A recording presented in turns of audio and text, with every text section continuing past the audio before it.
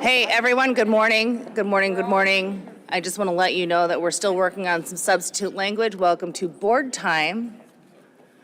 And so stand by and we'll get going once we have our substitute language prepared. So hopefully it won't be too long. Thanks.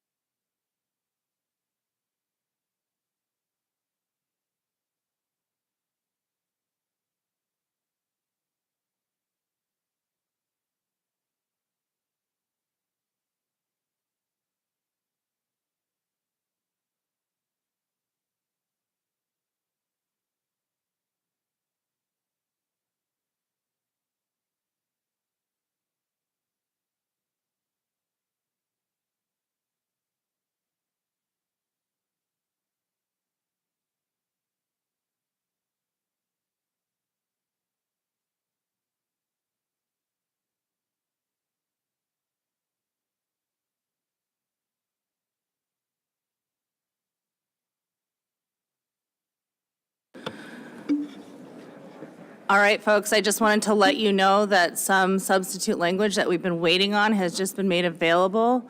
The substitute language that will be part of the consideration for 140 possibly is RC number 179. So I just wanted to let you know that that language is available on the web. We've got a couple of proposals to deliberate before we get to 140, but I just wanted to let you know that that language is now available to the public on the web. Thanks.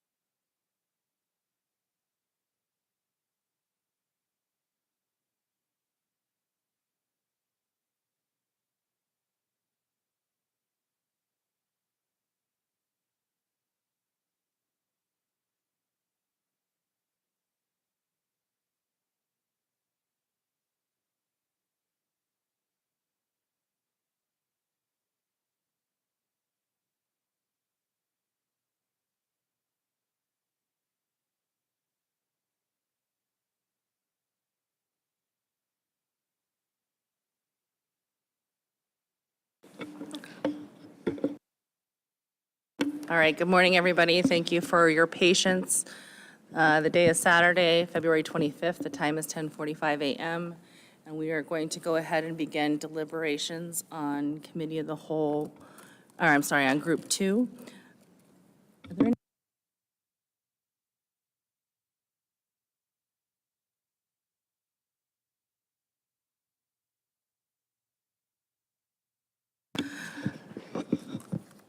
Group 2 consists of South Alaska Peninsula salmon proposals. There are 19 proposals in this group. We will begin this morning with proposal number 130. 130, please. Good morning, Madam Chair and board members. My name is Matt Keys, and I'm an Assistant Area Management Biologist for the South Alaska Peninsula. Proposal 130 is to amend the Southeastern District Mainland Salmon Management Plan to allow more commercial salmon fishing time in Orzinski Bay if escapement objectives into Orzinski Lake are met.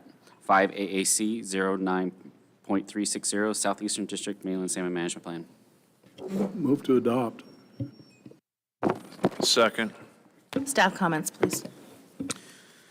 The effect of this proposal would have no change in fishing time in Orzinski Bay from July 1st through July 25th, beginning July 1. Current regulations exclude Orzinski Bay from being required to commercial fish no more than an aggregate of 96 hours during a 7-day period. In the Northwest Stepovac section, therefore, this proposal, as written, emulates current regulations. And after July 25th, an increase of fishing time would occur in Orzinski Bay if escapement goals for Orzinski Lake are being met. And the department is neutral on the allocative aspects of this proposal. Mr. Wood. Question to staff. In your comments, the last paragraph, you make a note that subsection 2 would need to be modified. Are you still of that opinion? Mr. Wood, through the chair, we would actually like to reserve these comments for proposal 132. We think these comments and changes would be more appropriate to be addressed during 132 when we look at the Southeastern District Mainland Salmon Management Plan. So if we were to adopt 130 as it's written, we wouldn't need to address that. Is that what you're saying? Mr. Wood, through the chair, we probably should address that, that last paragraph, given the change in the escapement goal for Orzinski Lake. Okay, I admit I'm confused. So we should or should not address it? I guess if we move to adopt this proposal, I think at this time it would be appropriate to address this change. But if you do not, I think this comment is more relevant to proposal 132. Okay, next logical question, does the department have language to make that modification? Mr. Wood, through the chair, yes, we do. It's within proposal 132. Why the hell did they order it before 132? Ms. Mitchell. Thank you. Question for staff. Are the concerns addressed at all in RC 148, which seeks to amend this proposal?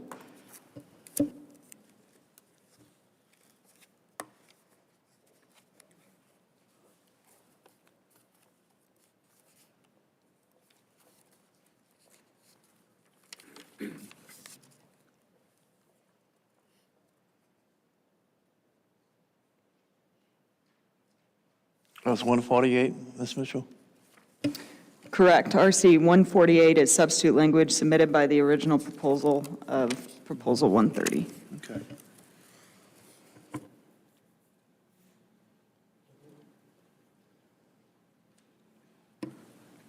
Ms. Mitchell, through the chair, no, I don't think RC 148 would address the changes in the escapement goal to reflect the language in the Southeastern District Mainland Management Plan. Okay. Madam Chairman, Mr. Wood. I am reluctant to vote on 130 without knowing what's going to happen at 132. Would a motion to postpone 130 till we act on 132 be appropriate? Well, I guess it begs the question why it was ordered before 132 if all the contingent, I mean, in the original, in the way that the department's structured the order of the proposals, why was 130 and 131 put before 132 if they're contingent upon the language in 132?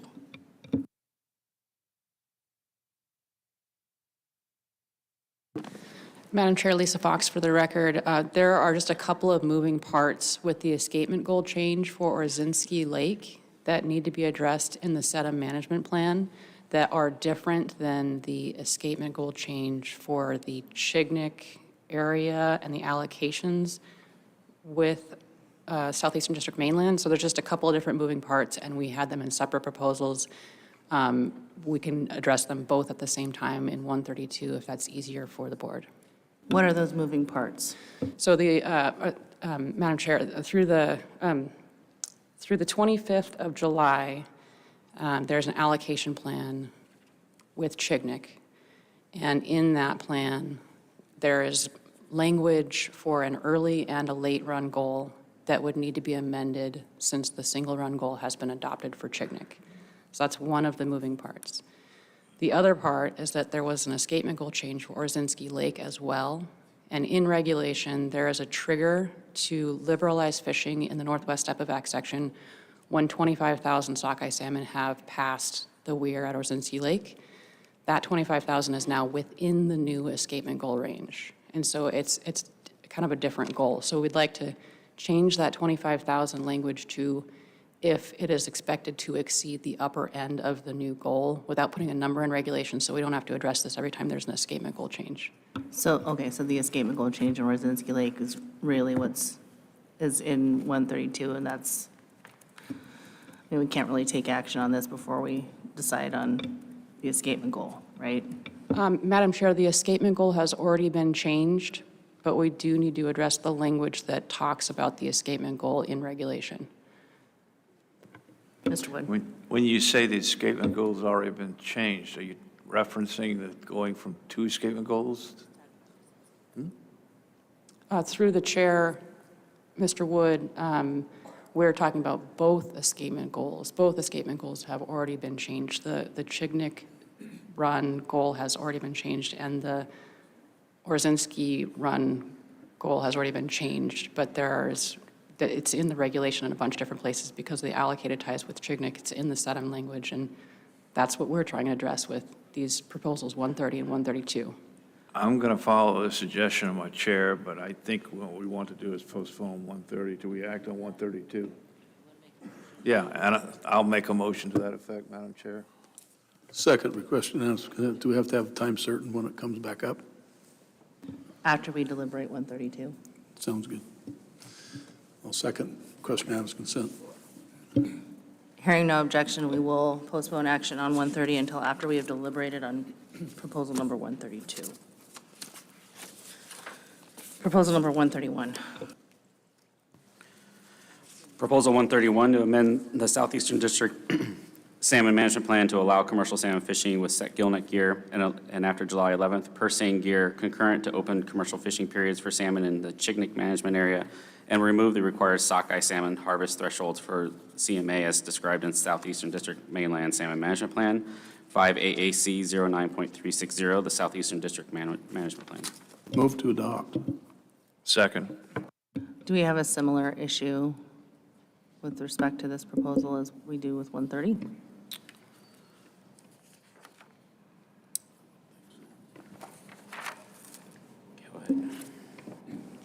Madam Chair, Lisa Fox for the record. This is more speaking to the 300,000 sockeye salmon harvest in Chignik management area, has less to do with early and late run components. It's more of the harvest.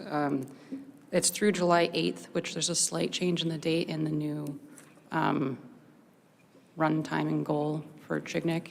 But I don't think that this is as tied to 132 Okay. and the other ones. Very good. Will you like to expand on staff comments then, please? The effect of this proposal would allow more commercial fishing time for set gillnet gear and sedum, and if adopted, set gillnet gear and after July 11th, per seine gear could commercial salmon fish in sedum concurrently with commercial salmon fishing periods within the CMA. The proposal would remove harvest thresholds of 300,000, 600,000 sockeye salmon and allow fisheries to occur in Southeastern District mainland concurrently when harvest is permitted in the Chignik management area. Removing the harvest thresholds would eliminate regulations 5 AAC 09.360B, C, and D. This would allow commercial set gillnet fishing in sedum from June 1 through July 25th and from July 11th through July 25th for purse seine gear to commence as soon as commercial salmon fishing begins in the Chignik management area. Adoption of this proposal would likely allow for earlier fishing opportunities in the Southeastern District mainland and likely provide additional fishing time for set gillnet and purse seine gears. And the department is neutral on this proposal. Board discussion. Mr. Carpenter. Thank you, Madam Chair. Maybe a question for the department. Is there any idea what the estimated time there would be in regards to earlier opportunity? I guess it would be difficult to calculate since it's still tied to whether or not the Chignik management area is fishing, and that is tied to their escapement. So, I mean, theoretically, it would be more fishing time if they are fishing in the Chignik management area, but, I mean, like, at this point, you know, with how it's set up, there has not been any fishing in the last 4 years in the Southeastern District mainland, regardless of what has been taking place in Chignik management area.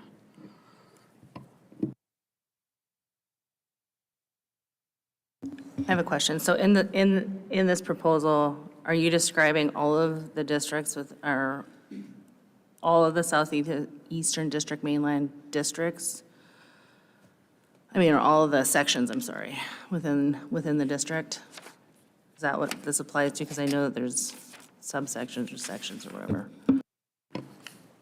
Madam Chair, yes, this would apply to all sections that are within the Southeastern District mainland. So just that kind of mainland portion of the Southeastern District that would include Beaver Bay, Balboa Bay, Northwest Upavac, Southwest Upavac, Sepavac Flats, and East Upavac.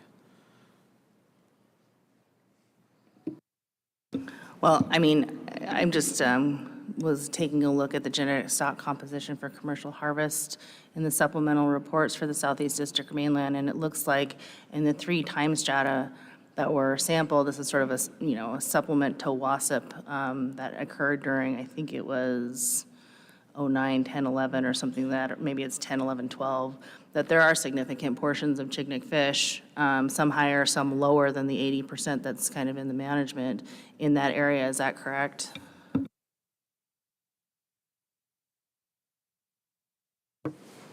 Madam Chair, Lisa Fox for the record. I don't have the specific genetic percentages in front of me at this time, but there are varying levels of early run stocks that are moving through sedum, and they do change throughout time and are different in different sections. Okay, I'm just looking at here, and I'm looking at, so it's 80% harvested in East Stepback flats, June 1 through July 25 are of Chignik origin. That's what's in management plan. However, when you look at the study, the June 1 through June 25th, the Chignik stock composition varied above and below the regulatory 80% assignment in East Stepavac and Stepavac flat sections with 73% in 2010, 90.6 in 2011, and 76.9 in 2012. Those percentages decrease over time as you get into July, but there are still significant presence of Chignik sockeye in the later time strata, you know, around the 50% average mark. So there's still, you know, there's still a significant number of fish passing through this area at that time. So liberalizing this concerns me, especially when you have a stock of concern on the first run and a second run that isn't performing very well either. And so based on that, I'm not particularly inclined to support this. I do understand the argument that some of the stakeholders brought forth in terms of and also the proposer where they talked about, you know, yeah, you're tied to this harvest cap, and how can they reach this harvest cap when you have half the fleet fishing? But that's about rebuilding the run in my mind, and perhaps if the runs were in better shape, you would have more participation participation in the commercial fishery, where those harvest caps become more relevant. And I can fully appreciate the frustration, but given the numbers that, both WASP and the department study convey our Chignik-bound sockeye salmon in this area, it just seems irresponsible to my mind to allow additional or expand additional fishing time on that.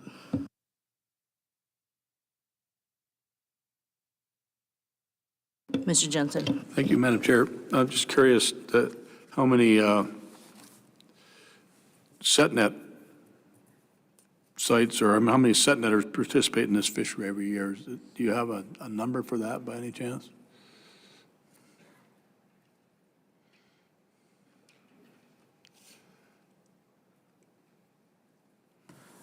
Mr. Jensen, through the chair, the most recent 2 years has been confined strictly just to Orzinski Bay, so that number in the last 2 years is fairly low. So in 2022 is 10, and 21 is 8. However, the 10-year average, excluding 3 or 4 years, is about 38 set gillnet permits, and slightly longer, so I'll just leave it at that. Thank you. Okay, and is that for the whole time, June 1st through July 25th, or is that? Mr. Jensen, through the chair. Specific dates would change depending on when Chignik was, or depending on what the escapement's going into Chignik. But for argument's sake, yes, it would be from the fishing could occur from June 1 through July 25th for set gillnet gear. Okay, thanks. I get it. And what about the seine presence? Seining is closed until July 25th, is that right?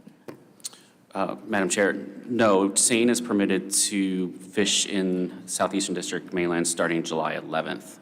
Okay.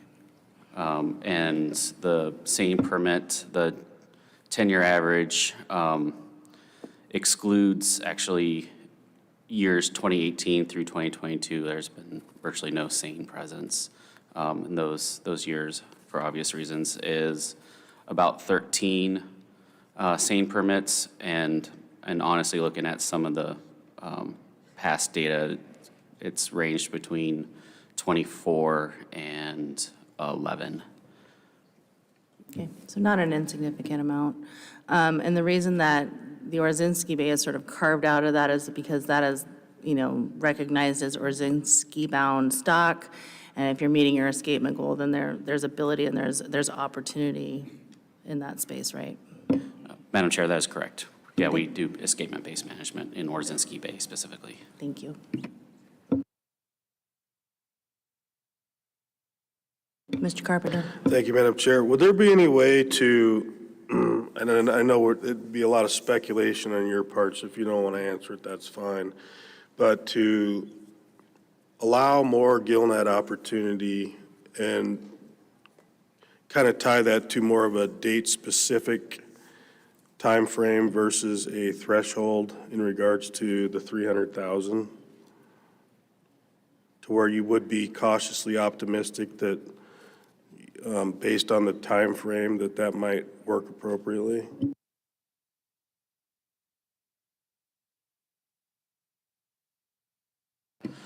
Mr. Carpenter, through the chair, I guess we don't quite follow what you're asking. Are you asking for like a set schedule sort of scenario for set gillnet gear, or is that, I guess we're just need a little more clarification, I think. Well, the opportunity is based on the thresholds of sockeye that are harvested in the CMA currently, correct? That is correct. There are actually 4 parts to this management plan. And so it depends on how you start the season. If there's a forecast of expected a good return of Chignik-bound fish and expecting to have a harvestable surplus to meet those numbers, we could start fishing a little bit sooner than that. There's also scenarios where if we forecast, we are not permitted to open up the fishery until those criteria are expected to be met. The 300,000 in the early run, the 600,000 total, and the Chignik management escapement is being met as well. We also have a management scheme in this plan that if we forecast a high or a good return and good harvest and that doesn't happen, we are also required to curtail that fishery until those criteria are also met. So what I'm hearing is you do have enough flexibility. There are several options within this current plan. Can be fairly complicated depending on what the scenario is for that particular season. All right, thank you. But I think the point of this allocation plan, which has been around for a while, is to, one, to help maintain or, assure passage of Chignik-bound fish, which can be in significant numbers, to meet escapement goals, some ANS, and then I don't think it's an unreasonable expectation if there's an abundance of fish to, seek or expect a harvestable surplus in the CMA as well. And if they're catching fish, then these guys can open, correct? Madam Chair, we have to be able to ensure that at least those criteria are met, the 300,000 and 600,000. So if they're open, for example, this year they were open starting, I think, in mid-July. Granted, that's pretty late within this allocation period already, but we didn't expect there to be that harvest or that harvestable surplus. So we did not open up the Southeastern District mainland other than within Orzinski Bay to any other kind of commercial fishing based on that information. Thank you. Other board discussion?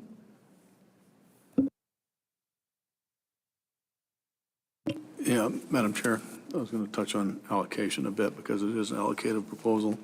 The history of each personal use sport, guided sport, and commercial fisheries, they've all been used probably for about around the same amount of time, the commercial and personal use in this area. It's been a lot of years from our late 1800s when the fishery started down here. So the Chignik folks and the AM folks have been using these resources. Number of residents and non-residents who participated in each fishery in the past, and the number of residents and non-residents who can reasonably be expected to participate in the future. I don't think either way we vote on this one would make a difference on that. Importance of each fishery for providing residents the opportunity to obtain fish for personal use and family consumption. The two different user groups there could probably catch enough to supply what they need on either side of the line there, no matter which area it's in. The availability of alternative fisheries resources, both groups have availability of other alternative fisheries resources. Importance of each fishery to the economy of the state it's both of them are very important to the economy of the state and the region and local area in which the fishery is located. And important each fishery for providing recreational opportunities for residents and non-residents. I don't know if that would be impacted at all, Madam Chair. If this proposal were to be adopted, I don't believe it would result in any additional direct costs for the private person to participate nor the department to manage. And I'll call the question. Thank you, Mr. Jensen. The question has been called. Errors and omissions, Director Raybung. No, Madam Chair. Mr. Peterson. No, Madam Chair. Captain Frenzel. No, Madam Chair. Director Nelson, please call the roll. Final action on Proposal 131. Wood. No. Carlson Van Dort. No. Zaret. No. Mitchell. No. Heimbach. No. Carpenter. No. Jensen. No. Motion fails, 0-7, Madam Chair.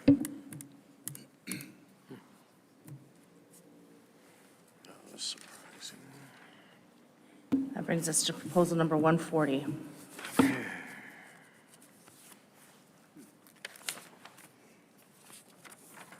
Will you please read 140 into the record?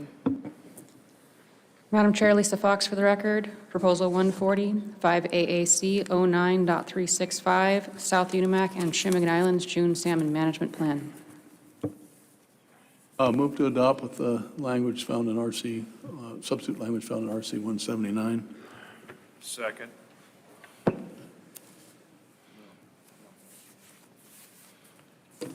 Is there any discussion with respect to RC 179? Mr. Wood?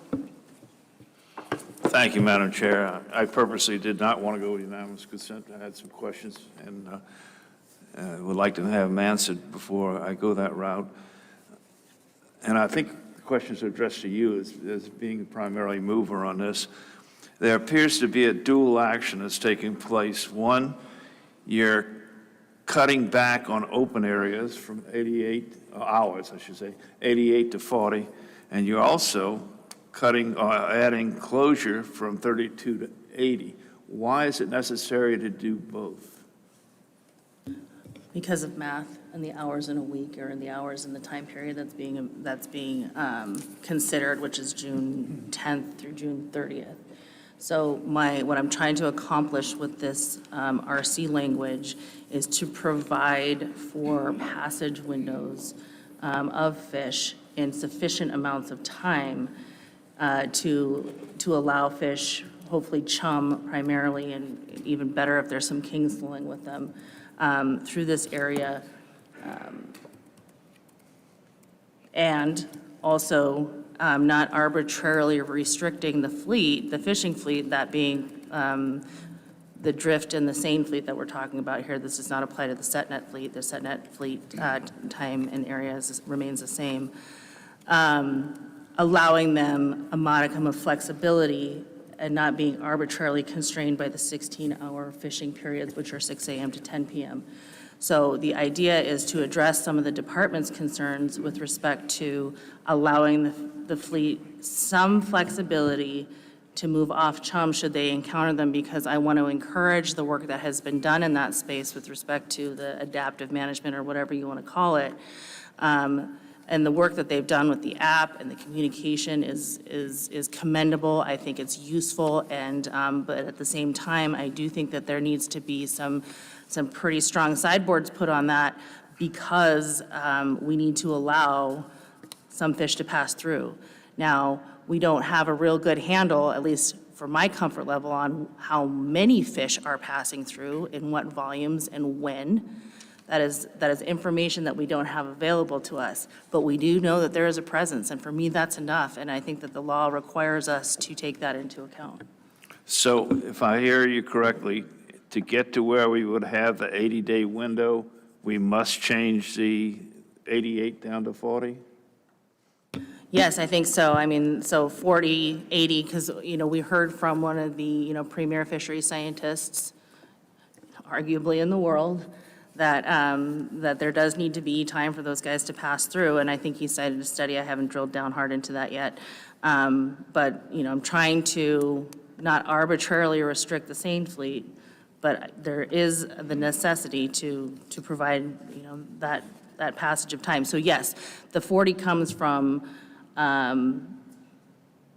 not trying to arbitrarily restrict to 16 hours, but allowing for a meaningful time for passage. That's where those numbers come from. And what impact, if this were adopted, what impact would this have on the total time for the drift and seine fleets? It reduces their total time for that 20 days by a little more than half. Okay. And you've conferred with the department. I've watched you all morning long. Are they satisfied they have sufficient tools to administer this if it's adopted? Maybe I ought to ask the commissioner himself. Commissioner? Or whomever. Let's let staff try to answer that question first, then I'll weigh in after them. Mr. Wood, through the chair, Lisa Fox for the record. As written, these regulations are manageable. I guess I'll leave it at that. Okay. A couple other things with respect to this RC, and I don't know if this will help explain it. So in the original 140, there was area restrictions. It was not my intent to restrict the area RC 179 does not restrict the area as 140 did. And again, that's to try and allow that fleet to move around a little bit if they need to, and the time in which to do so. Again, not to monkey with the seine fleet. And then also in a prior RC, I had implemented a cap, or I was suggesting a cap being put in there. And that cap, while I understand the department's interest in that and the clarity that it would provide for regulation, I think it disincentivizes the work that has been done by the fleet in the last year. I think it disincentivizes honest fishing, frankly. And so I want to be able to provide that opportunity, but also provide opportunity for fish to move. That was my I believe the commissioner had some further comments beyond Ms. Fox's comments. Yeah, so I think one thing we've learned about fishing is that fishermen are pretty good at trying to avoid species if they have time and area. For instance, I was asking some of the Yukon River fishermen there, I said, if I tasked you with going out and catching chum salmon and avoiding Chinook salmon in the river, could you do that? And they go, yeah. What if I took 90% of your time away and told you I only could fish in these areas? It would be a lot harder to avoid Chinook salmon. So the concept of having time and area restricted while you're trying to incentivize taking a bycatch or an intercept species, you have to give them enough time. So that's your call in determining whether or not the reduction in time from 88 hours to 40 hours is sufficient to guide them and allow them to avoid chum salmon in that remaining time and area. Number two is what worries me at some point is when I go into regulatory structures, I like to make sure that you don't make things worse than they are. There's a lot of assumptions that are built into this, and I recognize Dr. Schindler is a world-renowned expert, but there's an assumption that 80 hours is sufficient to move fish through that district. Well, we know fish don't just move into that district on some predictable time frame. They could come in the middle of that 80-hour period that leaves them 40 hours to be exploited. So there's just a lot of assumptions built into this that we're going to move fish through this district.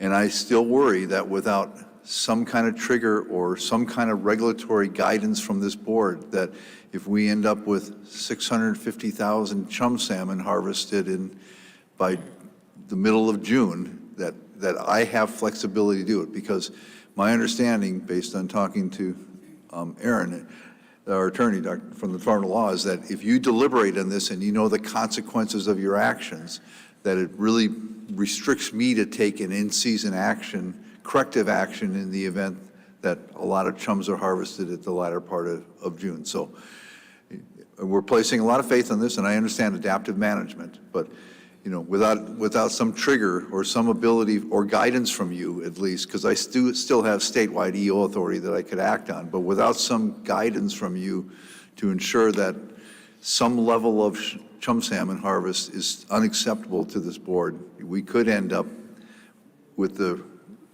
reduction in time and area potentially with more chum salmon harvest. So and that worries me. Mr. Heimbach, and then Ms. Mitchell.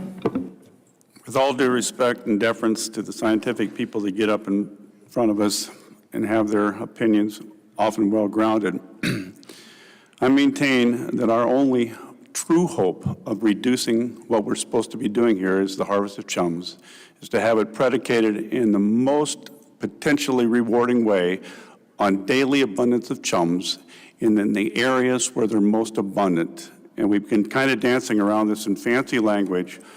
Why taking away time and area actually destroys the very incentive of what happened to be the successes of the adaptive management plan last year.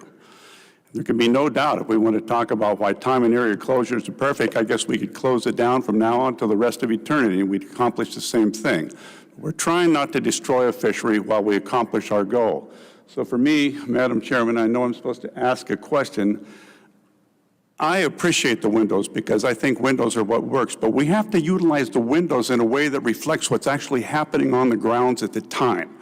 Simple closures of time and area don't accomplish that. And I think that was the big point out of the adaptive management plan last year, is we need to have flexibility. So with that, I'd like to say, as much as I support windows, I think that the proposal about the South June fishery that's encapsulated in Prop 129 with the triggers is our best way to incorporate the adaptive management plan and to have numbers that reflect our desire to reduce the chum salmon cap.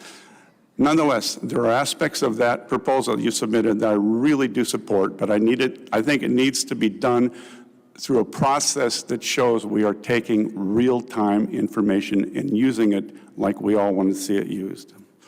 Let me respond to that, and then I'll go to Ms. Mitchell. So there's nothing in this proposal that would preclude that from happening. Absolutely nothing. All we're doing is looking at the windows of time. And frankly, for me, I need more than a handshake and a prayer that this is going to happen. I mean, I understand why they've done it, but it was, basically under threat from, the governor and the commissioner, and the fact that this board was going to be meeting. I would hope that they will continue to do that. I'm hoping that this provides it, but I also need some assurance that we are meeting our obligations under the law to provide, first of all, escapement, and second of all, subsistence opportunity, neither of which is happening right now. And we don't know whether or not that's going to impact it or not. But this is a step in trying to address and fulfill our obligations under the law. Madam Chairman, I don't disagree with that at all, but I think your characterization that this would result in what you would like to see happen is not necessarily correct. Can you just tell me, for the record, if you can, why proposal RC 129 is insufficient compared to RC 179? Well, we don't have RC 129 before us. We have RC 179 before us. I haven't looked at the language in 129, so I can't answer that. Ms. Mitchell. Thank you, Madam Chair. Question for the department. How many total fishing hours are anticipated with Proposal 179, or RC 179? Ms. Mitchell, through the chair, 160 hours. Thank you. I'm just taking that information and I'm applying it to RC 169, which talks about the volunteer program and the amount of hours that would not be feasible for them to conduct it. And it looks like 160 hours exceeds the number that's listed on this list that wouldn't make that feasible. And, when I look at this adaptive management plan that kind of came up in conversation here, that should be a component of resource stewardship, in my opinion. And if RC 179 provides opportunity for movement off of chum, it would be kind of expected in my mind that as a resource user that you would try and avoid a stock that is in great concern right now for the western rivers of Alaska. Mr. Wood. Thank you, Madam Chairman. I have one more question of you and then of the commissioner. All of us heard numerous people testify, vote 140 up or down as written. Obviously, this changes considerably from what was submitted. I've taken an opportunity this morning when you explained what it was you were doing to talk to some people out in the audience that I knew took that very stringent position, and they seem more flexible today than they were yesterday. And I think they've come to recognize that what this board is trying to do is to assure more chum pass through. Now, there are different ways of doing that. 140 is certainly one way of doing it. The adaptive plan, sorry, Professor, the adaptive plan is another way of doing it. My question to you is, did I read the audience this morning correctly? Because I presume you've met with them and explained what you're doing, which is a deviation from 140. I have. And is my characterization correct? It is. Thank you. And I would ask the commissioner to briefly tell us what his department has done in the last several years to try and address not meeting subsistence goals there as long as we have. Have you exercised your authority or implemented anything that you can share with us? So we've course, restricted subsistence fishing to meet escaping goals in the Yukon, Kuskokwim, and Norton Sound areas, because we have an obligation to ensure for long-term sustainability. We have taken actions to reduce the chum salmon bycatch in the Bering Seas through a voluntary program that we implemented last year, and that's significantly reduced during the bee season, the chum salmon bycatch in the Bering Sea. We also met with the fishing industry last year in the South Penn area, where we had 1.1 million chums harvested the previous year, and we made it clear to them that that level of harvest was unacceptable going forward, and we worked with them to develop the frameworks of this volunteer program that brought that harvest down to 530,000. So we didn't implement EO authority to do that. I think that we brought it down to closer to what the historical average was about 500,000 in recent years. So we've taken steps along the road without necessarily having to use emergency order authority to get there. Moving forward in time, again, I just want to reiterate, I think a lot of this is going to be adaptive as we move forward. I think one thing I've learned as commissioner is fishermen are very good at trying to figure out, if you give them instructions and incentives, to staying under targets. But as a commissioner, I also know that you need the threat of some kind of action at the end of the day. I don't think the South Penn fishermen would have been nearly as incentivized to do it if I didn't threaten them with taking emergency order in the middle of the season. So having a stick at the end of that rope is probably a good thing.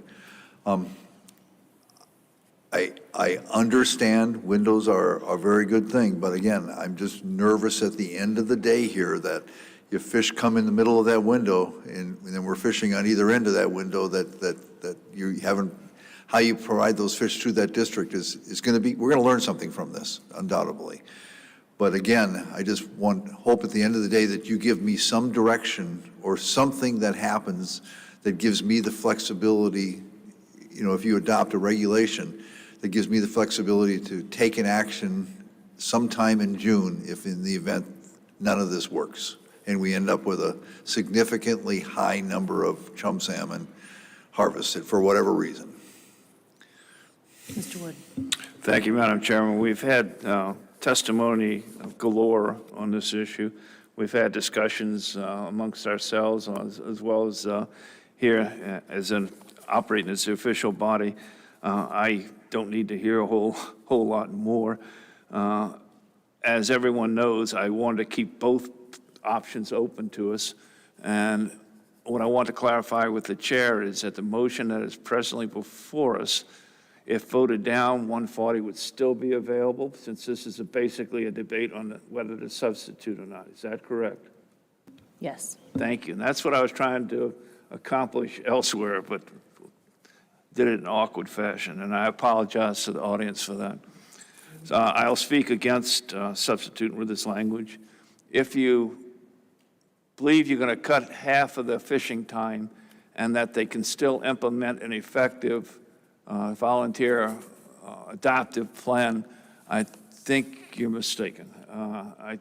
I think if we adopt this, you're not going to see the comprehensive plan that you would have seen or have available to you through the other mechanisms. So I'll be voting against this substitution with the hopes that we can get to a vote on the main 140, and depending on what it does, if it fails, then go to the adoptive plan. And if it fails, it would be a great incentive for all the parties to sit down together and see. Yeah, 129. Okay. So 129 is substitute language for 140. It's not its own plan, Yeah, it would have to come in by another proposal. a BGP or another proposal. Yeah. So 'Cause that's where I am currently. I'll be voting against this. I don't really have heartburn with windows, but I think there's a better way of going about getting chum through, and until I explore that option, I'm not on board. I have a question for you, Mr. Wood. What do you think about 40 hours is insufficient to move around? These are highly mobile boats and fleets with big engines. What is insufficient about 40 hours? The fact that you're cutting the available time in total is going to make it such that they cannot have that kind of moving around that you're describing. Yes, they got big boats, but they still got to make it on-spot decisions as to whether indeed they're going to stay in that area or stand down. And if they have to move any kind of distance, that's their fishing time while they're doing that. And so I'm not inclined to support that. Mr. Zare? Yes, I think that the the proposal on RC 179, is an improvement over the original 140. The way the hours are structured, it does give them much more time to, and flexibility to move around and to go. So I think that change in those hours is an absolute plus. And I do not feel that the adaptive management plan, the avoidance plan, is by itself is at all sufficient to meet the needs of what we're trying to do here, in my opinion. And I definitely do not think it's what a good segment of the people that came here are trying to accomplish either, would meet the needs of that at all. So thank you. Mr. Carpenter, then Ms. Mitchell. Thank you, Madam Chair.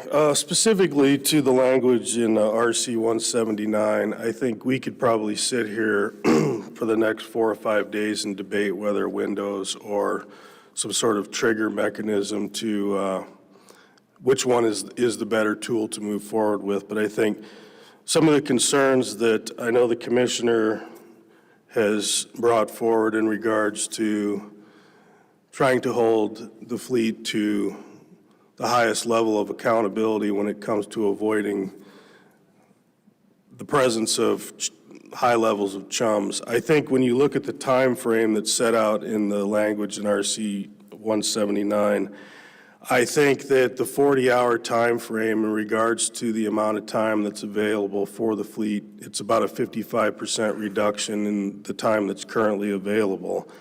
I think when you consider the geography and the distance that some of these vessels are traveling, in upwards of 16 to 18 hours in some circumstances, I think that the time frame doesn't allow them to the necessary time to move around. It doesn't really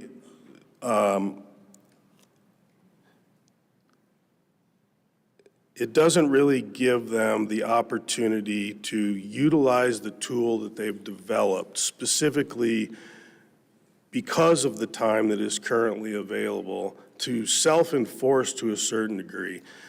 I do think in this particular situation that the trigger mechanisms that were talked about earlier in some of the other language that was presented to us in the form of an RC is actually a better tool to guarantee that the department has something to hold over their heads, quite frankly, and it also gives them a very high level of motivation to avoid these particular areas. Ms. Mitchell. Thank you, Madam Chair. Ms. Mitchell. Oh, it was Ms. Mitchell. Sorry, John, you got to wait. Thank you, Madam Chair. Kind of in response to some of the conversation that's happening here is, I just kind of find it inappropriate for the Board of Fish, which has authority delegated to it by the legislature, to endorse private organizations or individual CFEC permit holders with the rights to regulate, to self-regulate themselves, especially when the question is that we're in a position right now where we have a statutory obligation to provide for subsistence needs, and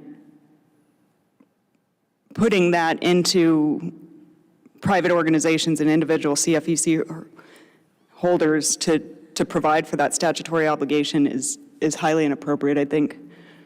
So, and I think it should just be a component of resource stewardship to begin with. You know, if we know that chum salmon is of great concern in our western rivers, then we, as responsible resource users, should try and stay away from that.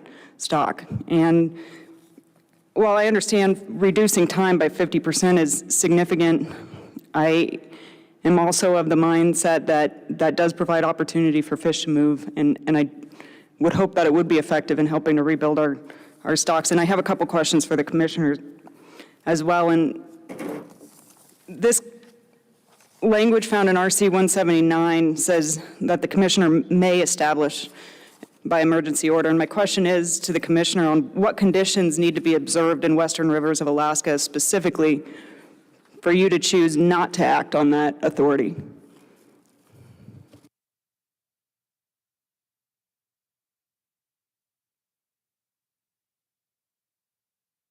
I got to think through that. It's just the first time I saw the may in there.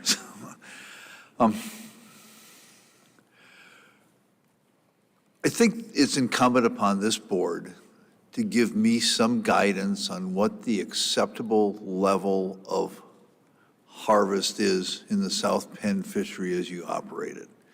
Now, that's why I was asking the questions of the Fairbanks AC when they were up here. I said, what is your acceptable level of chum salmon harvest to prosecute that fishery? So that's your decision. You're going to have to make that decision. I can't make that decision that zero is the right number or 200,000 or 400,000. You need to give me some guidance on that. Once I have that guidance, then I will implement the decision authorities in here. So. Thank you. And to follow up on that, I would say most definitely until subsistence A&S is being met. And then second to that would be, trying to meet escapement goals too. Okay, so let me follow that up then. Is the recommendation that I'm hearing you say is that where there's a single Yukon chum salmon harvested in any fishery, I should close that fishery? I don't think the language in RC 179 talks about closing a fishery. I think it talks about reducing time by 50%. Right. Or 55%. I'll take a stab at it. Why don't you talk about the 20-year average and pulling out 2021 and 2022 from that average? Okay. I mean, I don't know what that number is, but because 2021 and 2022 were kind of anomaly years, so to speak, 2021, because of a lot of different factors, including increased pressure, that wasn't anticipated, lag in reporting. 2022, because there was a demonstrated effort to reduce. I think whatever the 20-year average prior to those 2 years, I think is a reasonable place to start. Okay, so I want to be clear. I want to reduce chum salmon harvest in this fishery. I think I was clear on that last year when we did it, because we are impacting cultural opportunities and not meeting subsistence needs in those rivers. But it's a decision that you need to make, as I said earlier, my comments beginning of this meeting as a judge and jury, what level of that intercept is permissible in a single fishery. So this is the kind of discussion that I need to have to make those decisions moving forward. I just have one question that I thought about. In last year, when we were working with the industry to prosecute those fisheries, we were fishing the test fisheries outside the fishing periods. Well, I don't know the intent of your proposal. Is that to have the test net fisheries occur within that window as well as the fishing time, or is the intent to allow some kind of test net fishing outside of that? And that. Yeah, good question. And so I guess with my intent with this language would to allow a test fishery outside of that 40-hour window, to allow the fleet to, again, try and assess whether or not there's high presence of chum. And just one thing with respect to a trigger cap and, however that comes in, I think it needs to be a combination of both, not necessarily area, but certainly time reductions. And I had substitute language that included a trigger and some trigger caps, or however you want to phrase them, prior to this. And what I kept recalling or coming back to in the course of last evening as I was thinking about this a lot is I heard repeatedly in public testimony that caps don't work. And we have evidence and literal convictions on the books to prove that it doesn't. So I want to make sure that as the board thinks about whatever the mechanism is, that's real clear. I mean, there is precedent in the form of convictions of of not reporting dead chums, as they should be, to allow for presumably, no closures. And that's really important, and which is why I pivoted and I shifted towards this idea of reducing time. I'm not trying to reduce area, I'm trying to reduce time so as not to incentivize that type of illegal activity and to allow the fleet to move and to adapt as they have told us at this meeting that they want to and that they can. And if you want to test fishery outside of that 40 hours, that's great. How long is the runtime between South Unimak and Shimigan Islands?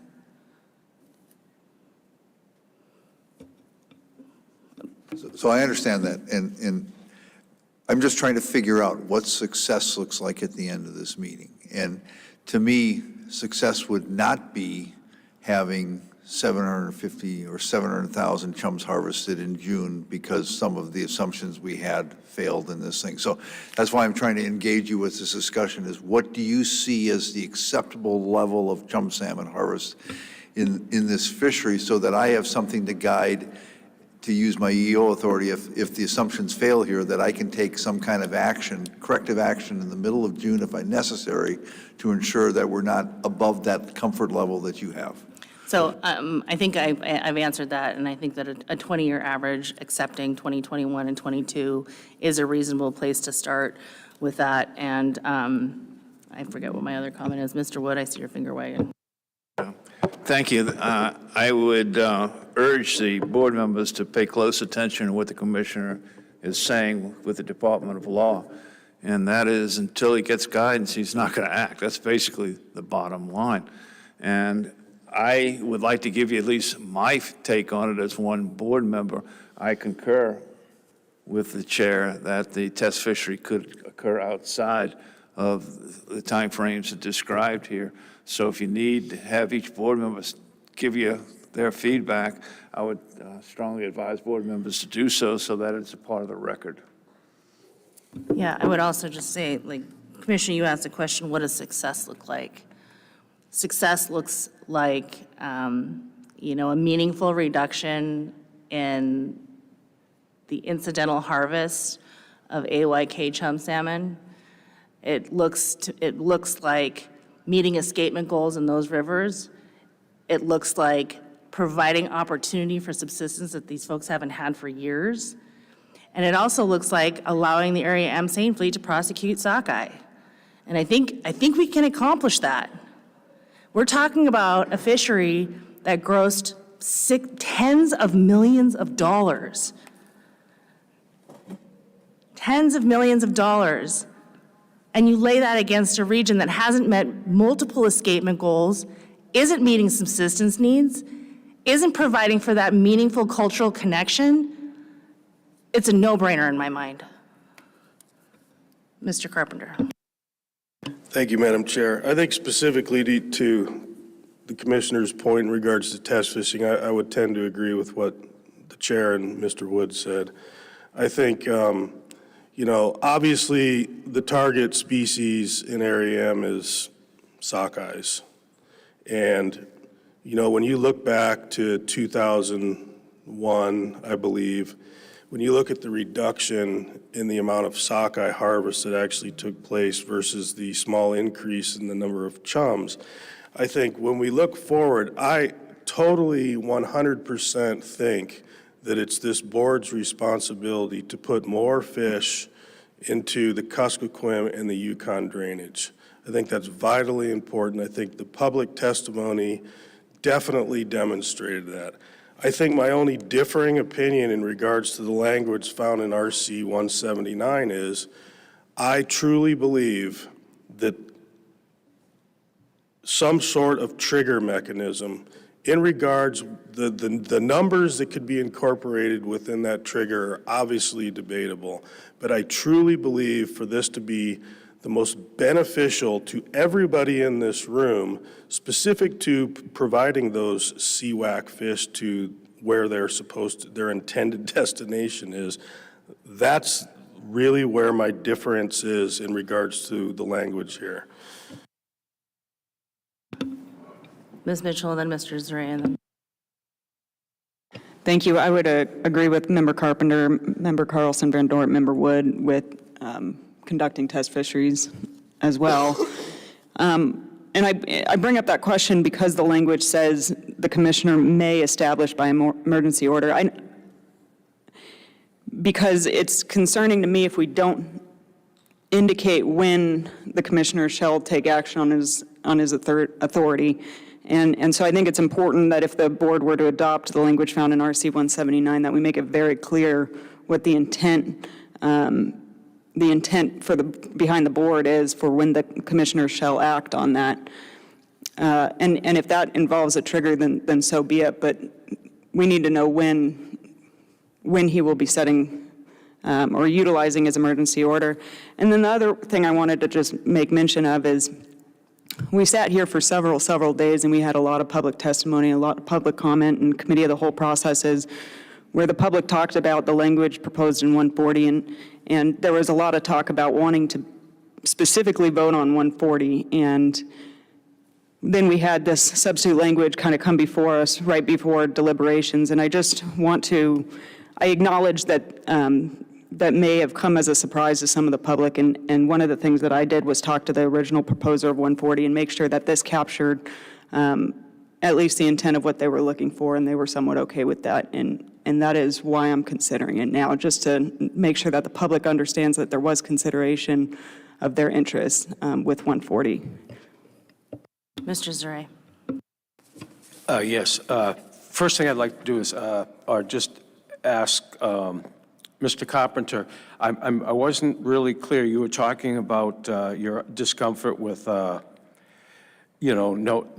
having any of the department caps, in there. And, this thing we're talking about that the commissioner's been described to us. And then, but you also said something about the increasing, you weren't comfortable with the hours on the windows that is in 179, and if you could just clarify that, but I'd like to just, and I'll let you do that, but I'd just like to say that, I think these, I think there's merit to what the commissioner says, but I think it needs to be in addition to what we're already looking at in 179. Thank you. If I could respond, Madam Chair, I think specific to the caps and some of the languages talked about that we've seen in regards to triggers. Number one, in regards to the language in 179, I do not believe that 40 hours is enough time to allow movement within the fleet to avoid high levels of chums. I just don't believe that. I understand how these fleets work. I understand the very nature of seining and the ability for these fleets to move around, specifically in weather that always doesn't look like a mill pond. My personal opinion is that putting something in statute in regards to triggers or caps, irregardless of what those levels are, that could obviously be worked at. Look at a 20-year average and see what those numbers ought to be. But to also incorporate some of the ideas, even though there's concern that a handshake between a commercial fishery entry permit holder is not necessarily anything that we can hang our hat on or the department can hang their hat on. But I do think it's an essential part of the equation when it comes to making the fleet stay under the caps that we do establish in statute. The long-term benefit and the ease that it allows the department to manage this fishery, to stay under those thresholds, I think in the long run, that's the best way to move forward. So, Mr. Carpenter, let me ask you the question, what do you think is sufficient time? Quite frankly, I think the existing management plan with something in statute that demonstrates that there's a threshold and a cap that the fleet knows that they can't go above, that gives the department a very strong hammer, and it also allows them to self-regulate themselves to a certain degree to maintain the fact that they know they can't go over that, and if they do, that they will be held accountable. So 352 hours of fishing time? I think that the cap and the threshold are an adequate tool to demonstrate that this could move enough fish. All right, the only thing that I would add to that is like, we're talking about 20 days in June. This fleet, we heard, didn't stop fishing. Their last delivery or their last ticket was submitted on September 1st. They have the entire month of July and the entire month of August.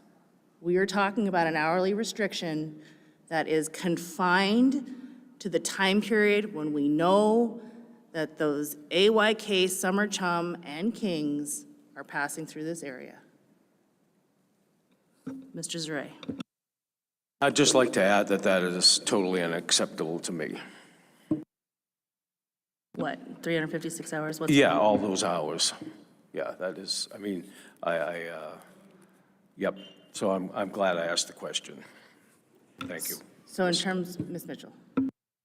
Thank you. I keep hearing this conversation of time to move off of chum. And the time to move off of chum, when it's phrased like that, is a time to move from where you're harvesting chum to where you can be successful at harvesting sockeye again. And the statutory obligation that I'm paying attention to is the responsibility to provide for the subsistence needs, which means to put chum into the river system. And that means keeping your net off of chum. So if you're catching chum, you stop fishing, not providing opportunity for a fishing fleet to pull their net out of the water and then to go and be successful at harvesting sockeye to continue making an income. It means pull your fishing net out of the water, and that's fishing ethics and that's resource stewardship, especially when we have fisheries that are struggling in Western Alaska. So the time is not the time to pull the net out of the water to move to be successful again. It's the time to pull the net out of the water because you're catching a stock that is important to the Western rivers. So I guess my question is, if there is, interest in putting this cap in that the commissioner seems to be requesting, do we need to take a pause to look at what that number is and insert it into some language? Yes, if there's that interest, I would certainly think that would be appropriate. Mr. Heimbach? I didn't completely follow what was just said. Can you say it? What I'm asking is if to make the department's comfort level sufficient with instituting some kind of explicit direction with respect to a trigger in terms of when he should take action, I'm willing to provide the opportunity right now to stand down, figure out what that is, and work on the language. Is that in conjunction with your existing RC? Yes. Then I would object to that.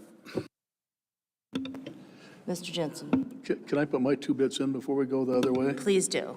Okay, I didn't have my hand up, but I've been sort of, anyway, I've heard a lot of talk about this. I don't think this plan specifically would do what it's intended to do. I think it'd still be on chums. If you have a specific 16-hour period where you can fish, a lot of times, if it's, the chums sometimes seem to come up in the morning. So if that period of time's in the morning, you're going to miss part of the morning because the chums are there. And then later on, this is my experience personally from the years I fished up in Area M as a gill netter. And, and that was down on the South Unimac district. So it always seemed to be a little more chummy in the mornings. So, and back then we had a cap. So we tried to stay off the cap. So we tried to move. And if you didn't, we had not very much time. And it was in '88 when I fished there. And I want to say that self-management isn't a new concept. This has been done time and time again in many different fisheries. This is not a new concept. And this, I heard handshake and a prayer.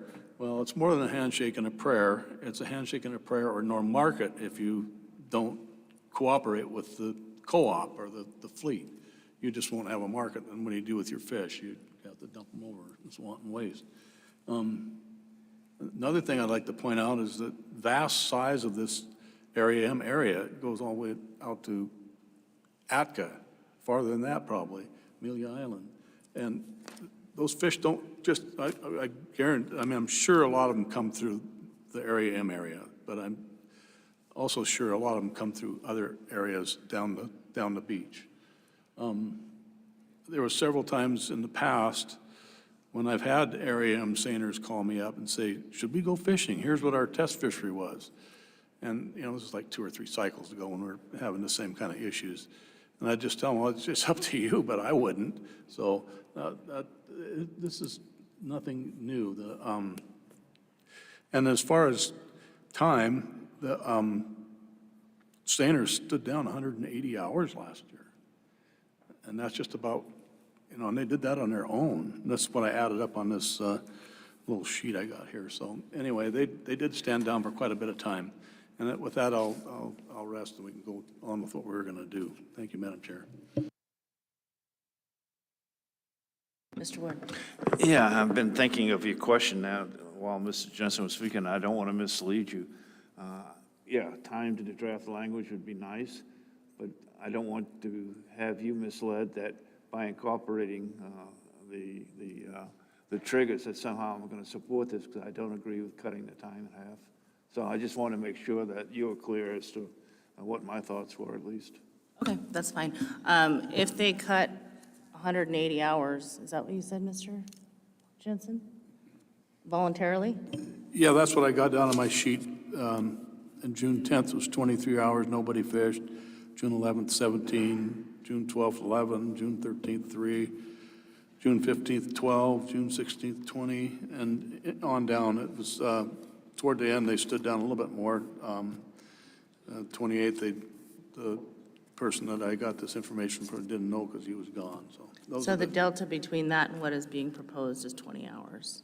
Pardon? The difference between what they voluntarily did last year and what is being proposed in 179 is 20 hours. Yeah.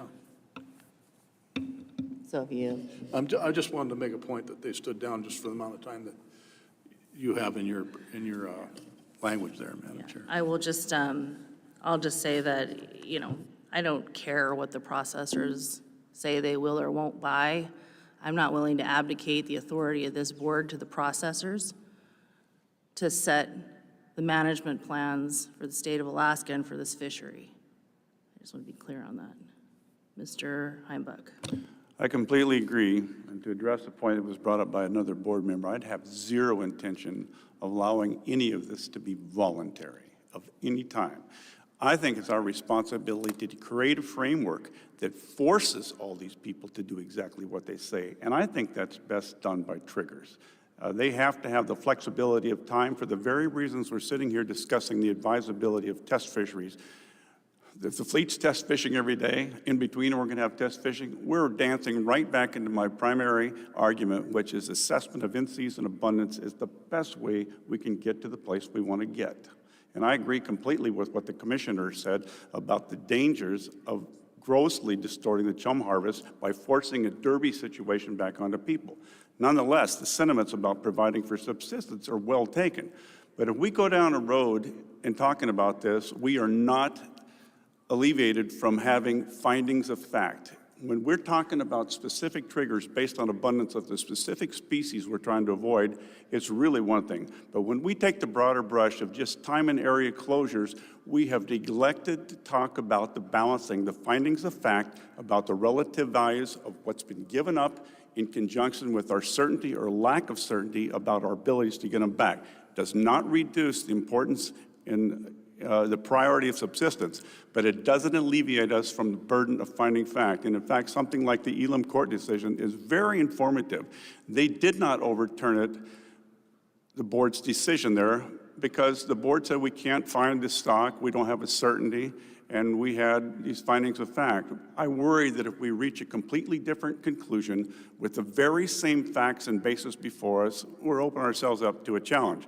But nonetheless, my basic contention about this is to achieve what you want to achieve, we need to force the Area M fleet into doing what they said. Don't leave anything up to their discretion. You're forcing them to make a decision whether or not, if they get into some chums, whether to follow the law. And we know that in the past, there has been instances where that hasn't happened. Mr. Commissioner. Yes, thank you. So a lot of this discussion is premised around, we're going to try to reduce chum salmon. So I'm going to ask my staff if you can tolerate that. There are a lot of expertise up there for years of experience. Do you think this will reduce chum salmon harvest, and if so, by what extent? Lisa Fox for the record. The chum abundance and presence in the June fishery is highly variable from year to year. Some years there are a lot of chum around, and some years there are not very many. Sometimes they come in early in the season, early in June, middle of June, end of June. And so having fishery windows for fish to move through doesn't ensure that the fish are going to move through at that time. If the fish are present when the fishery is open, then chum will be harvested. If the fish is open and chum are not present, then fewer chum will be harvested. And I don't know how to estimate what kind of savings or what kind of overages there would be on chum harvest based on the windows in this RC 179. Thank you. So that's what leaves me with this just angst in my stomach, that at the end of the day, we're doing this with the hope that we're going to reduce chum with no certainty that we're going to do it without some kind of a backstop measure that I have to take an action sometime later in the season. That's why I keep asking, what is the acceptable level of harvest in here? And when I see the words may, that puts it all on my plate to decide when that acceptable level is, and I want your guidance as to what that is. Well, I'm fine with changing that may to shall. And, you know, my point is that triggers may or may not work, as was just, you know, brought to our attention by the department. Time may or may not work, but there's got to be a combination of both elements to be able to meet our obligations under the law. We are not providing enough fish into the AYK, and it doesn't matter at this point to me whether that is 20 fish, 1 million fish. Like we need to take that into consideration. And I don't think that a mere cap just gets us there. I think it has to be a combination of time and trigger if the department is hell-bent on a trigger. All right, Mr. Peterson. Thank you, Madam Chair. I just want to quickly address the may language in subsection D. That language is currently in the regulation, and what that is saying is the commissioner may establish by emergency order the commercial fishery, and these are the periods if the commissioner does that. So it isn't, that's clear to everybody? Okay. It sounded like there might have been some confusion about if the commercial fishery is opened, what sort of leeway the commissioner might have. Obviously, the commissioner has a constitutional mandate to manage for sustained yield, but that wouldn't change regardless of the regulations here. That's true. Okay, I've had a request for a bathroom break, and so let's go ahead and take one. Let's step down for about 15, 20 minutes, bathroom break, and then we'll come back and resume.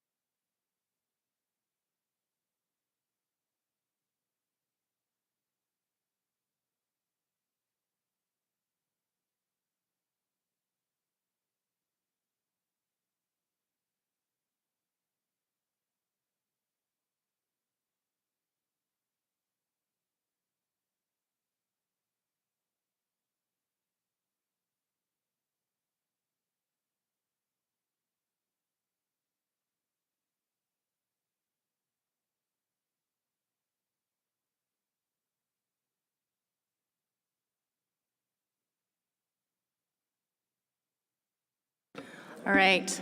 Good afternoon. The time is 12:57. We are back on the record. We paused during the deliberations of 140. Just so procedurally everyone's clear with where we're at, is we have 140 on the table. There was a motion to adopt the substitute language found in 179, and we've been debating the language in 179.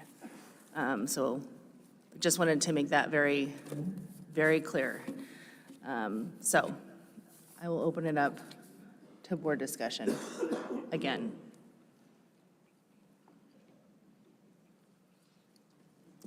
So, Mr. Wood. I have nothing more to add on the merits of 179 as is presently in front of us. Is somebody going to go forward with any kind of trigger or cap? Somebody could. If there's an interest in that, then I won't call the question, but otherwise I was going to call the question. Mr. Zray. Yeah, I'd like to suggest that we, two things here, that we look at a cap, the trigger cap, and also that we look at adjusting the time, the shutdown time. Let's take those up one at a time. Would you like to speak to what your amendment might be for adjusting time? Yeah, I think the amendment would be what's been, what you have on, there's been some language already written up and about the 300,000 and then the 450 numbers. That's to the cap. What is your amendment, proposed amendment language with respect to the time? Okay, with the time, it would be, well, first I'll say that last year, they came voluntarily within 20 hours of what we were recommending in RC 179. And I would,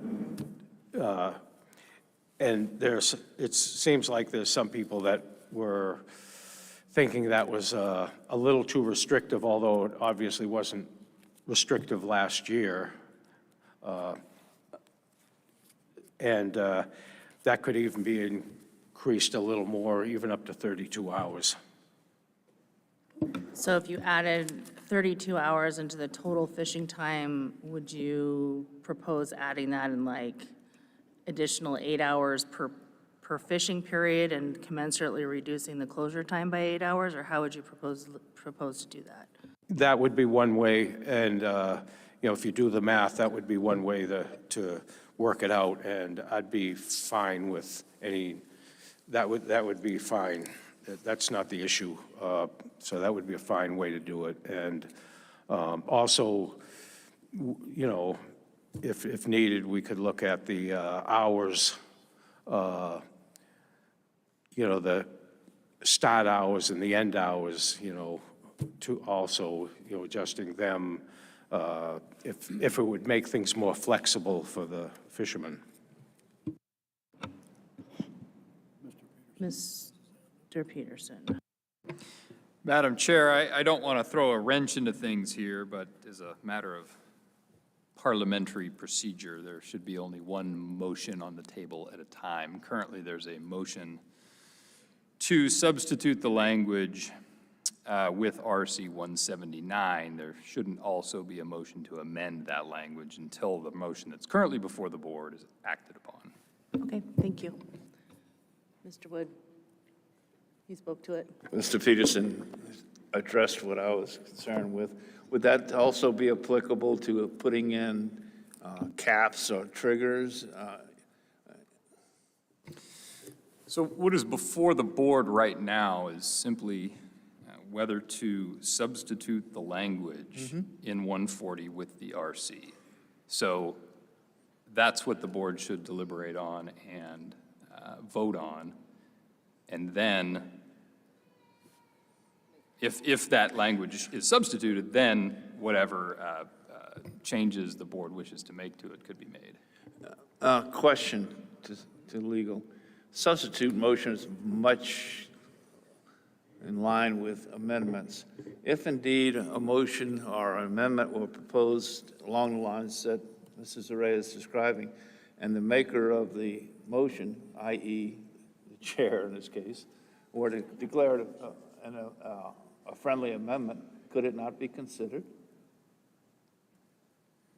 Through the chair, Member Wood, after it's acted upon? No, before we actually vote on the motion to substitute. No, that would be a separate motion on the table while there's already a motion on the table. There should only be Okay, I was one just motion on wondering the if the table at a maker of time. the motion were to do so as a friendly amendment, that they still would have the authority or power to do that, but you're saying no. Well, no, through the chair, Member Wood, the chair has the authority to do that. It's just, we try to follow Robert's rules, which as a sort of tenet of those rules, that there would be only one motion on the table at a time. Of course, it isn't binding, and the chair could make very clear on the record what it is that is happening. I would say if you are going to do that, just explain very clearly for the record exactly what is happening. Yeah. And the only reason I'm asking that question is I despise parliamentary procedure getting in the way of discussions on substance. And if there's any way of addressing it in a constructive manner, that's what I'm trying to do. So technically, I think the motion maker was not the chair, it was Mr. Jensen. And so if Mr. Jensen was amenable to Mr. Zaray's friendly conceptual amendment to change those hours to 48 and 72 for a total of 192 hours, if my math is correct, that's one thing. But I think to Aaron Peterson's, we should probably, to make it cleaner, we should probably decide whether or not we want to adopt 179 in order to amend, for the purposes of amendment or any additional discussion, amend it, then vote it up or down and move on, and come back to the original proposal if the amendment fails.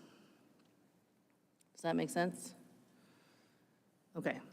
So I think what we have before us is a motion and a second for the substitute language found in RC 179 to 140. That is the motion before us. Question. Question has been called. Mr. Nelson, please call the roll on the amendment to substitute language. On the amendment.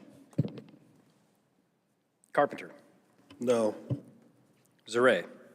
Yes. Heimbach. No. Carlson Van Dort. Yes. Jensen. No. Mitchell. Yes. Wood. No. Motion fails. 3 in favor, 4 against, Madam Chair. Thank you. We now have proposal number 140 before us as was originally written. For board discussion, Mr. Wood. Madam Chairman, a question's been asked of me as to whether I'll be putting the RC 129 language in so that we start deliberations on the adaptive plan, for lack of a better word. And my conclusion at this point in time is that 140 has been asked to be voted on. I'm not going to stand in the way of that happening. Should 140 not pass, then I will, in the future, on either 133 or 136, move to substitute the adaptive plan into that time, and we can deliberate it at that time. Mr. Heimbach and then Mr. Jensen. I understand the sentiment, Mr. Wood, but at this time, I'm also going to move that we adopt the language in RC 129 to substitute for proposal 140. Second, request unanimous consent. Or just second. I'll just second it. Thank you. Board discussion. Mr. Wood. Obviously, my name's on it, and I support what this would accomplish. But my heartburn with it is we've heard a lot of people have traveled long distance that have gotten behind 140 that want to see a vote on either 140 or some machination thereof. And this substitution, if it were to take place, they would not have that on the record. That's my only reservation with it. Then if I can follow up and ask you, what is... Wait a second. Oh. Do you object? Yeah, I didn't think it was unanimous consent to ask. Okay, just checking. Sorry. I'm sorry, Mr. Heimbach. Yeah, a good explanation, but just so I'm clear, your RC 129 is aimed at inclusion into Proposal 140. If we do not adopt that here and 140 has disposed of one way or the other, effectively, what does that happen, in your opinion, to your RC 129? If I might respond, Madam Chairman, the same language you see in RC 129 would then be brought back when another proposal came to be substituted for that proposal, so that we will discuss on the merits the adaptive plan and vote accordingly. If I can follow up on that, does that mean that you would have to resubmit an RC with the title difference related instead of to 140 to a subsequent proposal? It would have to be to a subsequent, I don't know, I'd have to give another RC. I could still use the language there, just change the RC number. Director Nelson. My understanding of Roberts is that the same amendment or the same motion cannot be offered twice. So if it fails here, it could not be brought back in its exact same form. It could come back in a different form, not to a different proposal, but the substance of the amendment would have to have some differences in order to be offered again. Thank you. And with that in mind, if that's the conclusion of the chair, I'd like to withdraw my motion. The motion has been withdrawn to amend 140 with the substitute language found in 129, I believe. So we still have 140 before us. Any additional board discussion? Mr. Jensen. Yeah, thank you, Madam Chair. So right now, we have the language found in the original proposal 140, correct? Okay. I'm going to do allocation and address some of the parts of the Sustainable Salmon Fisheries Management Policy, because we're taking action on this proposal. And I'll start with the history of personal use, sport, guided sport, and commercial fishery in this fishery. I don't think it'll change any of that. Well, if this were to be adopted, it would definitely change the commercial fishery and the hours they could fish, and so that would be the change I see. A number of residents and non-residents who have participated in each fishery in the past, and the number of residents and non-residents who can reasonably expect to participate in the future, it will reduce participation by some portions of the users by cutting time. The importance of each fishery for providing residents the opportunity to obtain fish for personal and family consumption, that'll still be available to the public, the people that use these fishes in these areas. Availability of alternative fisheries resources. There is alternative fisheries resources in the ARAM area, albeit they're not all at the same time. They'd have to make a choice if they wanted to do another fishery instead of salmon, even if the salmon time's reduced. The importance of each fishery to the economy of the state, it's important to the economy of the state, the money that is generated in ARAM, and it's also important for the folks up the river to have their food. The importance of each fishery to the economy of the region and local area in which the fishery is located, it's important to all those. And with that, I will switch over really quickly to the Sustainable Salmon Fisheries Management Policy and just read a portion of it. Several provisions of the policy indicate that salmon management objectives should be related to measurable risks and benefits. 39.222C5 recommends precautionary approach in the face of uncertainty. Subsection A4 states that where the impacted resource use is uncertain but likely presents a measurable risk to sustained yield. Excuse me. Priority should be given to conserving the productive capacity of the resource. The precautionary approach does not require imposition of significant conservation restrictions where potential impact of a use is likely to be minimal as not to be measurable, likely so minimal that it's not to be measurable. In Section 5 AUC 39.222D, the policy states that management plans should contain goals, measurable, and implementable objectives. The policy does not support the idea of imposing management measures whose benefits are not detectable. Sustainable salmon policy does not suggest that the board avoid restoring some amount of fishing time in the June fishery. And with that, I'll rest. That's my take on the two policies, Madam Chair. Thank you, Mr. Jensen. I I respectfully disagree with some of your interpretation of the allocation criteria, and I'll put my thoughts on the records as such.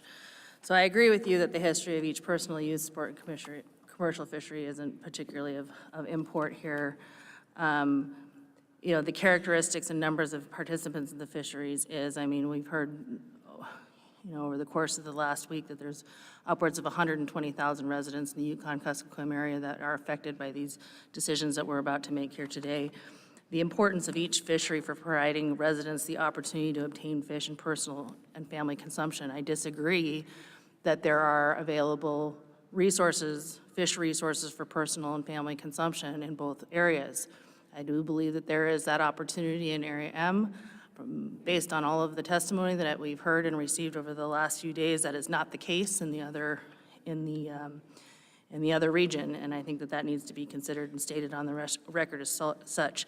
Similarly, with respect to number 4, the availability of alternative fisheries resources, there are not other alternative fisheries resources, and the ones that are available, I think it behooves us to be concerned about their exploitation rates as a supplement to the salmon, i.e. sheefish and whitefish and some of the other species that are available. They're certainly not in the abundant numbers, whether for personal consumption or commercial, as they are in Area M. The importance of each fishery to the economy of the state. Yes, Area M is important to the economy of the state, but there was, at one time, commercial harvest available in the AYK, and that doesn't exist anymore. And I'm not comfortable making a value judgment that fishery and that means of commercial and being able to provide and earn money for their family is any more or less important than that of Area M fishermen. Finally, the importance of each fishery to the economy in the region. I think we in the local area in which the fishery is located, if I may have just spoken to that. And then the importance of each fishery in providing recreational opportunities for residents and non-residents. Well, how nice to be able to have fish to be able to recreate on, let alone subsist on. With respect to the salmon management, sustainable salmon management policy, a couple other things that I think are worth noting in that policy. And D, salmon escapement should be managed in a manner to E, impacts of fishing, including incidental mortality and other human-induced mortality, should be assessed and considered in harvest management decisions. I think that is included in commercial fisheries. Furthermore, under E1, controlling human-induced sources of fishing mortality should incorporate procedures to assure effective monitoring, compliance, control, and enforcement. I think that that's what has been attempted, at least thus far today. Also, with respect to evaluating whether or not the impact of one fishery on another is de minimis, the only scientific evidence that we have before us isn't peer-reviewed, and per section P of the Sustainable Salmon Fisheries Policy, it says the best available scientific information on the status of salmon populations and the condition of the salmon's habitat should be routinely updated and subject to peer review. WASP was subject to peer review. The 2022 genetic study has not been. And finally, an understanding of the proportion of mortality inflicted on each salmon stock by each user group should be promoted, and the burden of conservation should be allocated across user groups in a manner consistent with applicable state and federal laws, including AS 16-05-251E and AS 16-05-258. And with respect to AS 16-258, Paragraph 4, if the harvestable portion of the stock or population is not sufficient to provide a reasonable opportunity for subsistence uses, the appropriate board shall adopt regulations eliminating consumptive uses other than subsistence uses. And if we fail to adopt 140 today, we're not doing that. Mr. Wood.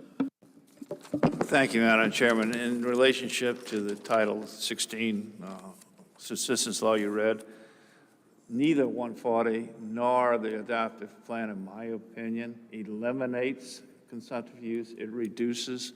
So I don't care which of the two approaches are used. We're not being in compliance with the requirement to eliminate. Common sense tells you that the law was put into place with the effort to reduce, and that's how I'm going to be assuming. And I think either of those two methods will reduce the jump. Second of all, I'll be making the decision I make relying upon what took place at the AYK meeting. So I'd like to incorporate all the testimony and comments, et cetera, that were made at that meeting, so that they're part of the record here as well, Madam Chair. Thanks, Mr. Wood. I do agree with your interpretation of that, but I think that it is important to make some demonstrable decision to reduce. Ms. Mitchell. Thank you. I'm just going to take this opportunity to put some thoughts on the record, too. We have a statutory obligation to provide for subsistence and a responsibility to Alaskan people to take actions to promote the health and sustainability of our fish resources. Not taking action or allowing the action that we take to be through a voluntary adaptive management plan would be irresponsible fisheries management. And I believe that it would communicate to our federal fishery managers, our partners in treaty, and the legislature who provided us our delegated authority that we are not willing to do what it takes to sustain our resources or to uphold our statutory obligation for providing for subsistence in this case. Thank you. Mr. Zare. And I guess I'd like to put some thoughts on the record here.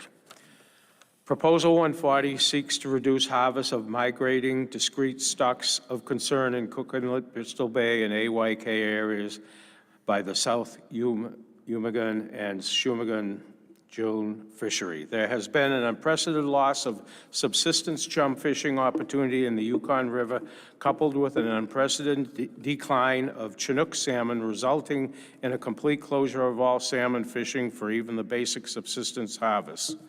This has caused dramatic changes in the way of life, for thousands of people, caused them not to meet even the treaty obligations with Canada, and put our salmon stocks in danger of ever recovering from this decline. Proposal 140 as modified, well, that's not before us. Proposal 140 seeks to have the South Unimac and Shumagon Islands June salmon fishery participate in the recovery of the affected salmon species in decline. Thank you, Madam Chair. Is there any other board discussion? Mr. Peterson. Thank you, Madam Chair. I just want to clarify for the record that the subsistence law does not require closing all non-subsistence fisheries, mixed stock fisheries, several hundred miles away from subsistence fisheries that may take some of those subsistence fish. The Supreme Court has made that abundantly clear, including in native village of Elam, which has been talked about at this meeting. And of course, that has to be the case, because if that wasn't the case, then there would be no mixed stock fisheries. So I want to make sure that the law is clear. If the board, of course, individual board members can express their opinion as to what, how the subsistence law should be viewed by the board, but the laws interpreted by the Supreme Court should be clarified for the record. Well, that is my opinion on how the subsistence law should be interpreted. I'll reference my previous comments. Mr. Wood. Thank you. I don't care to get into another half hour or hour dialogue between the legal and myself, but the Elam decision was also premised upon reasonableness, and I think that the state would be fully entitled to implement a program such as is currently on the books, if indeed for 1 year we had some kind of deviation that the stocks depleted to the extent to where there was nothing, zero, for a subsistence harvest. I think even stretching it, you might get away with 2 years, though I doubt it. But 3 years, when there was no opportunity, can't be considered reasonable. And I don't believe the Elam decision would prevent us from doing that. And I am committed to try and make sure we get something through this board that reduces the chums coming through. I'm not attempting to eliminate them in Area M. Other board discussion? Yeah, thank you, Madam Chair. If this proposal were to be adopted, I don't believe it would result in the additional direct cost for the private person to participate. It might, if we're to be adopted, might cause great cost to people in the Mary M area in order to make a living, and it will not result in any additional direct costs to the department to manage. Madam Chair, and I'll call the question. Thank you, Mr. Jensen. The question has been called. Errors and omissions, Director Abong. No, Madam Chair. Mr. Peterson. No, Madam Chair. Captain Frenzel. No, Madam Chair. Director Nelson, please call the roll. Final action on proposal 140. Jensen. No. Heimbach. No. Carlson Van Dort. Yes. Zaray. Yes. Wood. No. Carpenter. No. Mitchell. Yes. Motion fails, 3 in favor, 4 against, Madam Chair. Thank you. Time is 1:23. I think we're past due a lunch break. Let's go ahead and break until 3 p.m. and we'll come back on the record and continue deliberations. Until when? 3.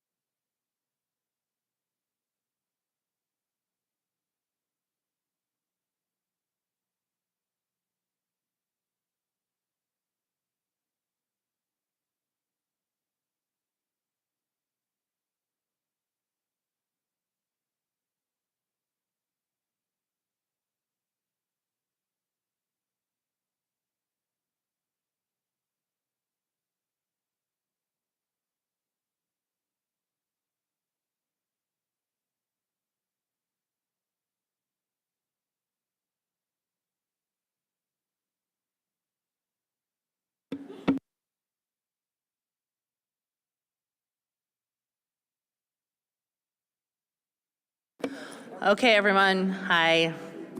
It's been a long day of hurry up and wait, and I recognize that. The time is 4:12. And there is substitute language that is continuing to be developed and tweaked. And so rather than keep everybody sitting here watching substitute language being drafted, we're going to go ahead and adjourn for the day and come back tomorrow morning at 8:30 and continue with deliberations. So this is just an opportunity to continue to refine substitute language. And instead of everybody sitting here wondering what the heck is going on, we're going to go ahead and release you, and we won't do any more deliberating until tomorrow morning at 8:30 a.m. Madam Chairman? Mr. Wood? Just because we're leaving, that doesn't mean staff's not going to have that in our hands at 8:30 a.m. tomorrow morning, correct? Staff better not go anywhere if we're drafting. I'm talking about for these fine folks out here who are watching them draft. So that's correct. And so I would, encourage you to enjoy the rest of the day. Fireworks are at 7, get some air, and we'll begin deliberations again tomorrow morning at 8:30. Thank you for your patience.